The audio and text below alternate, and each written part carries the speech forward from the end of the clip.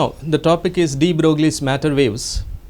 Earlier we have seen the particle nature of light radiation, that is, light has a dual nature. It behaves like particle in certain experiment, and it behaves like a wave in certain other experiments. That is the nature of light. This dual nature concept is extended to particles also by one scientist, de Broglie. According to him, nature is symmetric. When light has dual nature, then particle should also have the dual nature. It should also exhibit particle as well as wave nature. He investigated further and found that particles like electrons, neutrons also exhibit wave nature when they are moving with high velocity. These are called matter waves.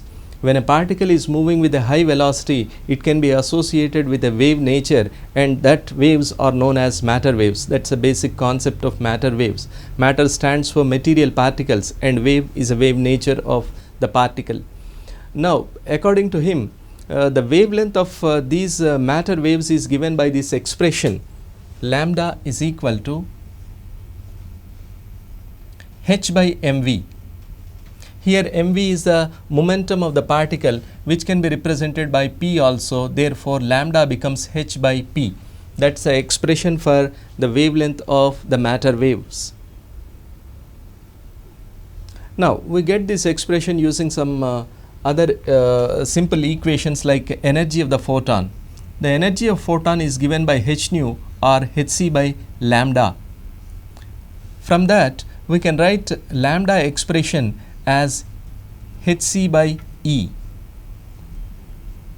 Now, this can also be written as lambda is equal to h by E by c.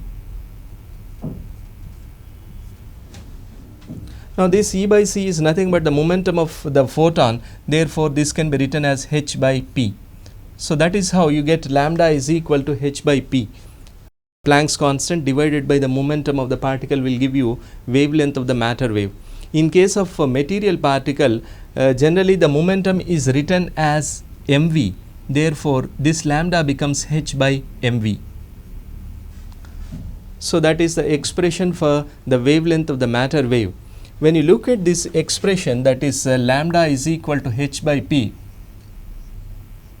we can understand the basic concept of matter waves. You see, on this side of the equation you have lambda, which is nothing but wavelength. Wavelength is what you say, the property of a wave. We represent a wave with its wavelength, amplitude, intensity and so on. Whereas in case of a particle, we use properties like momentum, energy and so on.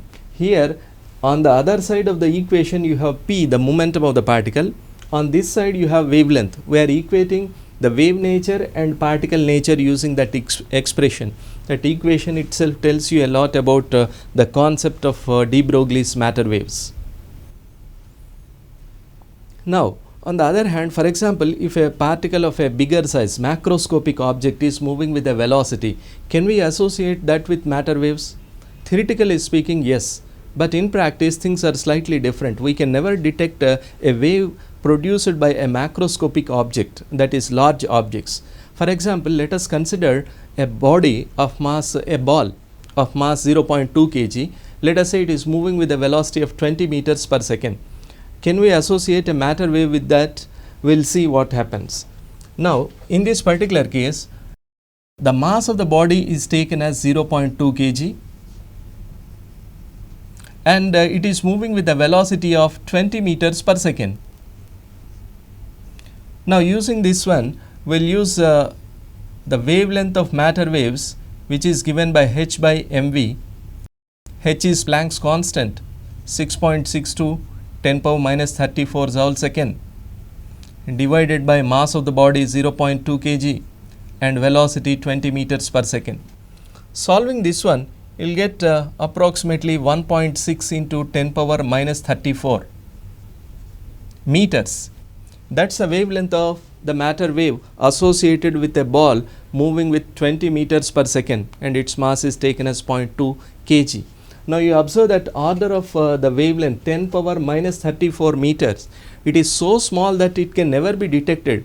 Even with a highly sophisticated device also, such a wave, such a small wavelength can never be detected. So, we will say that basically for macroscopic objects such as the objects which you are able to see with your naked eye, the concept of matter waves is not applicable. Where this matter wave comes into picture is in case of microscopic objects such as electrons and neutrons. Let us say an electron or a neutron is moving with a high velocity, then we can always associate that particular particle with matter waves. We can always determine the wavelength of electron wave also. Remember, electron is basically a particle which has certain mass, whereas we are talking about electron wave, that is the concept of matter wave.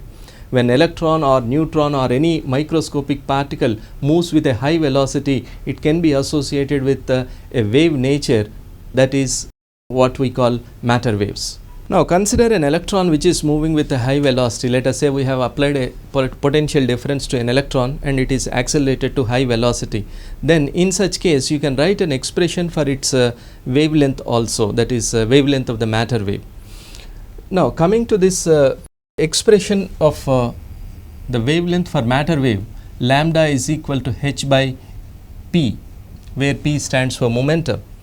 Now let us say that the kinetic energy of the particle is represented by E. This is obviously equal to 1 by 2 mv square. Now I can write this expression as m square v square by 2m, and mv is momentum p, therefore this m square v square can be written as p square, momentum square, divided by 2m.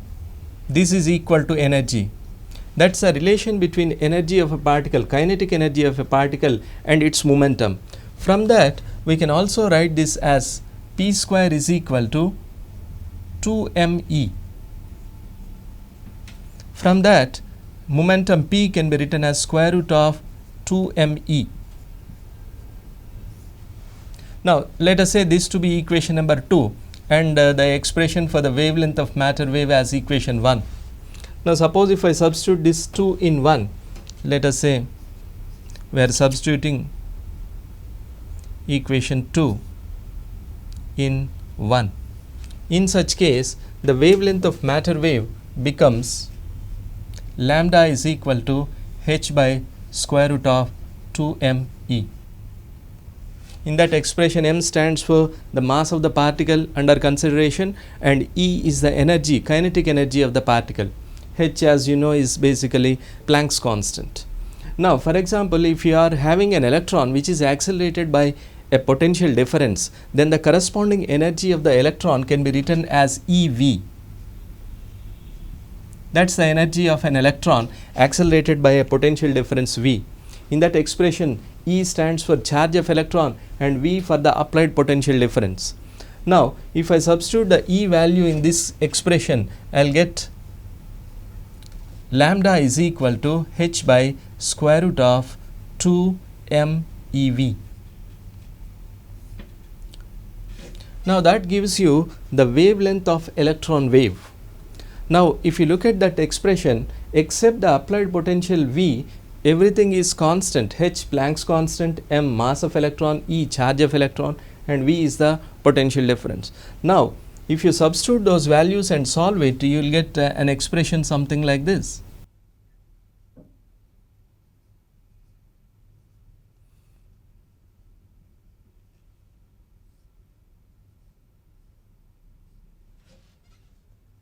That is 1.226 divided by under root of V nanometer. That is the wavelength of electron wave which is accelerated by a potential difference of V. So if you are given, say, an electron is accelerated by 100 volts, then you can simply substitute the applied potential value here and determine the value of electron wavelength of the electron wave. That is the basic idea behind this one.